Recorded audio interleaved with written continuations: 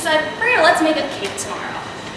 What do we need for a cake? We need eggs and milk and all these things. So she said, go to the store and buy eggs, milk, and bread. She must have told me like 4 times, Freidel, don't drop the eggs, don't drop the eggs, don't break them, please. I went to the store. I was holding all the grocery bags in my hand on the way back, and it was really heavy because the milk was like really heavy and I was tiny.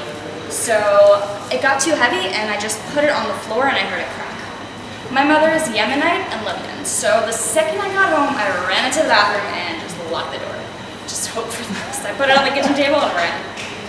My mother, I hear her like going into the kitchen, rustling around, and I get more and more nervous. Suddenly I hear her say, Freidel, I'm so proud of you. You didn't even drop one egg. None of them are broken. They're all just, I'm so proud of you.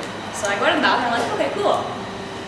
The next day, I come home and mother's like, okay, so we're gonna make a cake. And she takes out all the ingredients, puts them on the table.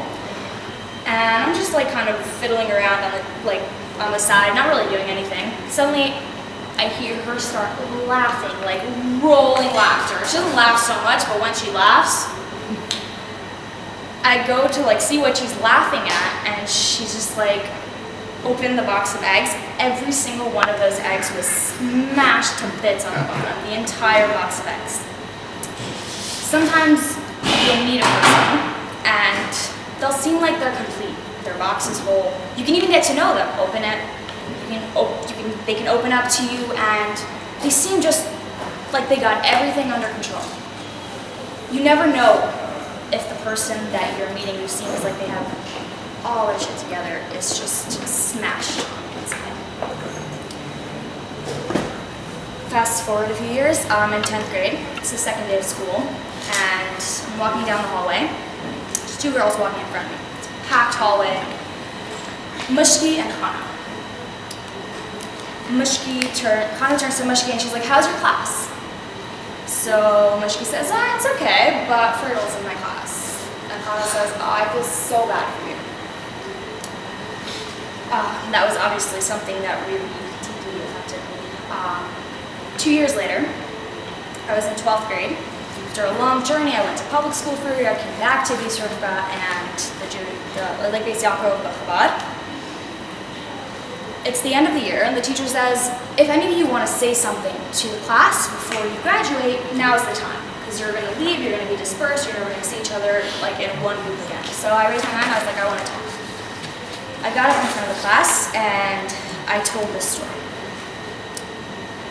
After I finished talking, the same exact girl, Hana, comes over to me. She says, Freidel, I can't believe somebody would say that about you. That's just horrible. And I started shaking, and I looked at her, and I just kind of walked away. And it really bothered me. I was scared to confront her. I was terrified. I was shaking. I couldn't confront her. Every time I wanted to, I couldn't bring up the courage to. It was a graduation trip, and we had like a pool and a sauna. I was in this hotel in Pennsylvania, and actually I remember I had my belly pierced, and all the girls were kind of looking at me like, what's your deal? Like, this is a Jewish school. Finally my friend's like, I'm like stressing and stressing. She knew the story. She says, Freidel, I'm calling Hana here, you're gonna confront her now. Hana walks into the sauna, and I look at her, and I'm just like, Hana, do you remember that story that I said in front of the class? She says, yeah. I said, that was you who said that. She looks at me, and she started crying. She started sobbing. She says, Freidel, I can't believe, like, I'm so sorry, and I wish I could go back and change it, and in some way I was judging you for how you are, but maybe I was the cause of it. And she just cried, and she begged for my forgiveness. I forgave her. And that was one of the more healing experiences in my life.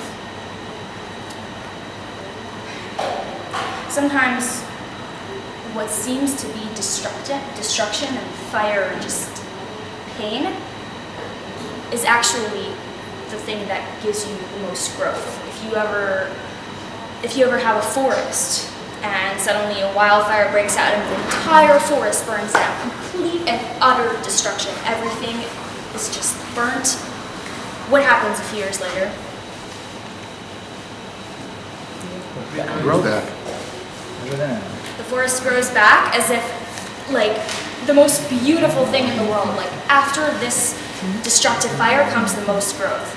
And sometimes the experiences that we go through in our lives that seem like the most destructive are actually the ones that bring us the most growth.